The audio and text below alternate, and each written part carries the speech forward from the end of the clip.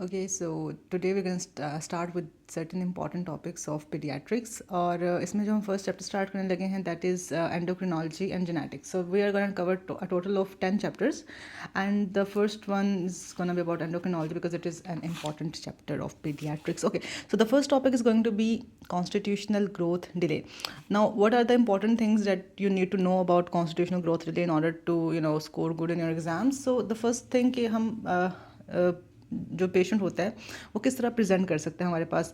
So the first of all the parents have the complaint that the child is not achieving the desired height. Okay, so the child will present with a short stature and usually these are males and I hope you have the concept of centile charts. Basically हम ये कहते हैं कि if the child is falling between 5th to 95th centile, that is normal. So if it is less than 5th centile means that his height is way less than the general population of that age group.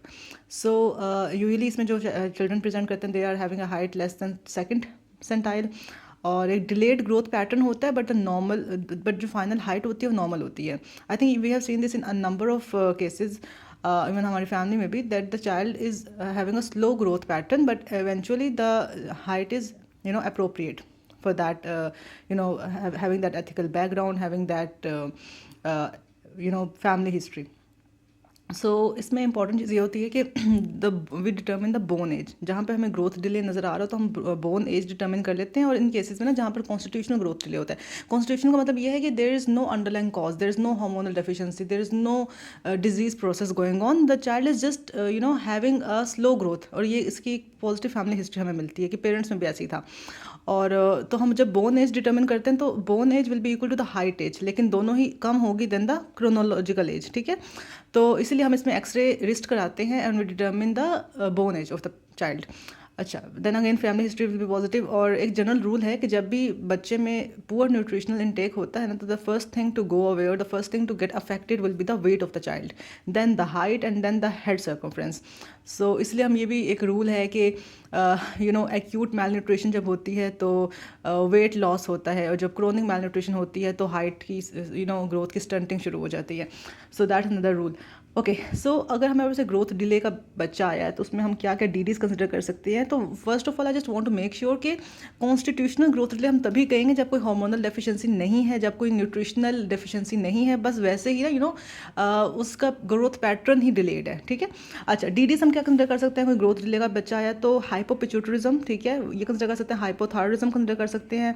Mail absorption consider कर सकते हैं. Growth hormone की deficiency consider कर सकते हैं और psycho social deprivation भी consider कर सकते हैं. ठीक है, अच्छा अब इन्वेस्टिगेशन हम इस केस को इन्वेस्टिगेट कैसे करेंगे. तो first of all history and thorough examination में बेसिकली हम ग्रोथ चार्ट्स ड्रॉ करते हैं और उसमें फिर हम मिड पेरेंटल हाइट कैलकुलेट करते होते हैं. मिड पेरेंटल हाइट मीन्स के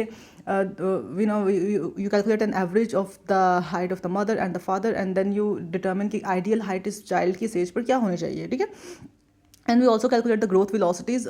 हम ना इसमें दरअसल ग्रोथ चार्ट ड्रॉ करते हैं and then with each visit we mark the further height and further age of the child and we determine की जो ग्रोथ वेलोसिटी है, is it increasing, is it constant or is it not really going according to the expected velocity. ठीक है, और अच्छा ये तो हो गई हिस्ट्री एग्जामिनेशन. फिर हम जो ब्लड टेस्ट करा सकते हैं उसमें हम सीबीसी कराते हैं to check for anaemia, ESR CR to check for any underlying inflammatory process, urine analysis करते हैं to check for proteinuria, haematuria, blood urea, creatinine check करते हैं to check for kidney function and TFTs करते हैं to check for hypothyroidism.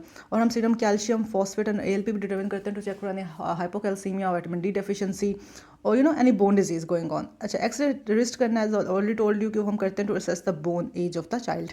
अच्छा कुछ special test हैं जो हम स्पेसिफिक कॉजेस जब हम सोच रहे होते हैं तब वो करते हैं. फॉर एग्जांपल हम करियोटाइपिंग करते हैं अगर हम एक्सपेक्ट कर रहे हैं कि child might be having Turner syndrome or any other genetic disease. We know कि टर्नर सिंड्रोम में भी शॉर्ट स्टेचर होता है ना बच्चे में, तो हम इसलिए जेनेटिक टेस्टिंग या करियोटाइपिंग भी कर सकते हैं. जजनल बायोप्सी लेते हैं. एज यू ऑल नो कि सेलिक डिजीज़ में भी न्यूट्रिशनल डेफिशिएंसी होती है बच्चे में और ग्रोथ स्टंटिंग हो सकती है, तो हमने सेलिक डिजीज़ के लिए भी जजनल बायोप्सी ले लेनी है. एमआरआई ब्रेन कर सकते हैं.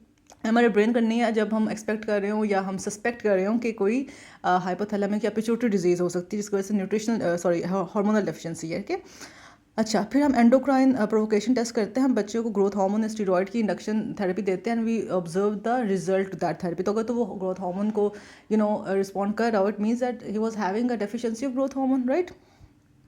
ओके, सो ओवरऑल एक ट्रीटमेंट ऑप्शन क्या है फॉर कॉन्स्टिट्यूशनल ग्रोथ डिले? तो that is simple reassurance that the child is gonna achieve the required height, but it is just gonna be a bit delayed, ठीक है, then the rest of the general population. और इसके अलावा हम growth hormone की administration भी कर सकते हैं in case of growth hormone deficiency और in case of Turner syndrome. So this was the important points about constitutional growth delay in our child.